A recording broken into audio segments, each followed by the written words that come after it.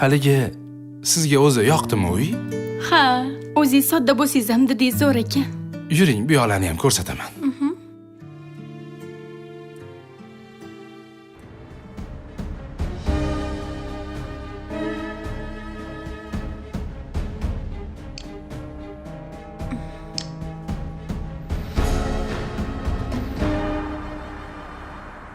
Nima kayfiyatingiz yo'q?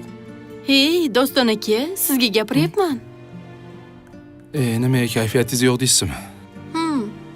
Ishlarim hammasi to'xtab qoldi. Kredit olaman deb hujjat qildim, undan ham atkaz chiqdi. 100 ming dollar shunaqa yonib turgan joyi bor edi, 200 ming qilib olardim. Ha, qaniydi mani pulim bo'lsa yordam berib turardim sizga. Bitta narsa keldi xayolimga. Sizni nomingizga olsak bo'lmaydimi o'sha kreditni? Mayli, hal qilamiz. Siqilmang. Yaxshi ham siz borsiz. Rahmat. Ofitsiant qarab oringlar. Timur, yo'qmi yengili? Bu bizani yangi o'ljamiz.